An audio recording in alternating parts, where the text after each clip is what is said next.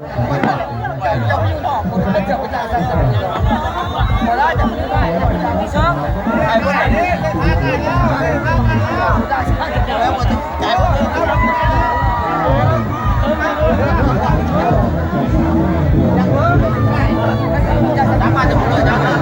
อาแล้วเอาแล้ว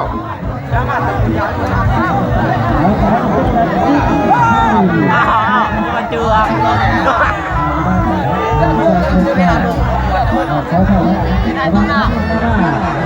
งานนี่ใส่ขาคอพี่เด้อคอพี่บ่ฮะอันนี้ดอกผมเป็นสังขุนไทยอยู่พลโลดเพื่อเขาลมแล้ว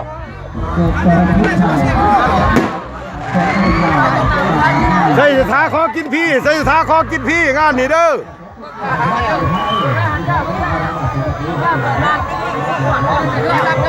บ่เกี่ยวเพื่อประเด็นโง่ใส่บ่พี่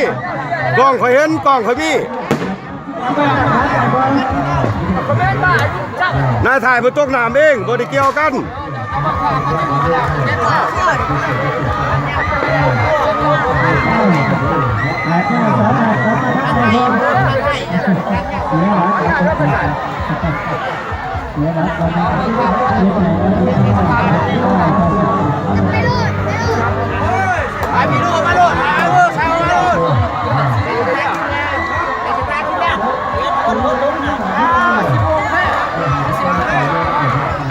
หน้าท้ายตกก่อน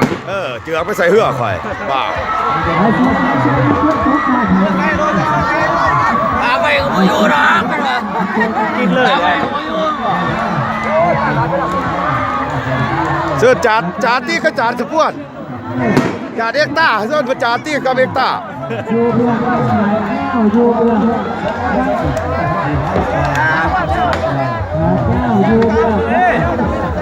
จะได้แห้งแล้วจะได้แห้งแล้วผ่านลูกน้ำผ่านลูกน้ำผ่านลูกน้ำโอเคตัวสะพวนเนาะพวกจานโอเคตัวสะพวนนี่ของสิพายสะพวนมันโอเคตัวสะพวนที่จานไม่จะได้ผ่านเล็กจะฝุ่นไม่จะได้สบายโอ้ยบ่แพ้สะพวนเรื่องจานเจอจะตั้นแล้วนี่สะพวนเมื่อบาทเบรกเด็กมันจะได้เบิ้ลมันจะเหมือนทีมัดเนาะ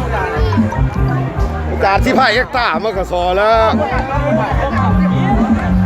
ก็สิต้องน้ำบ่นี้เฮือเนี่ยน้ำมันพ่องเฮือมันเฮือหน่อยหันปีนรถติกันนี่ร้อนเชื่อมันรถติเจ็บตัวรถนี่ร้อน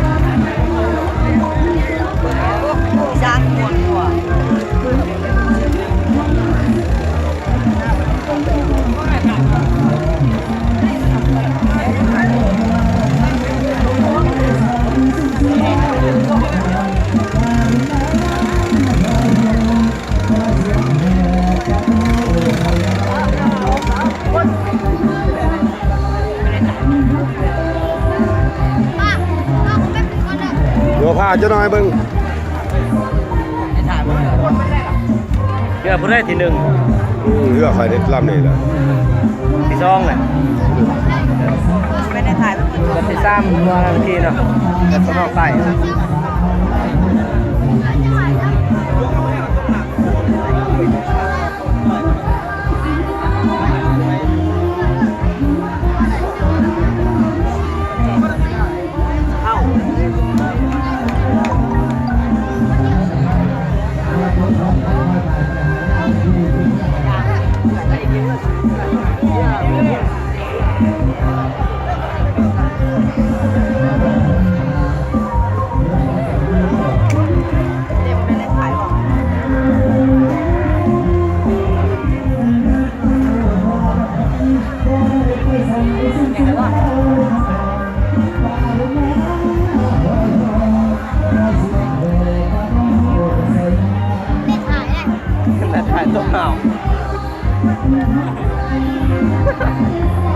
พายงามพายงาม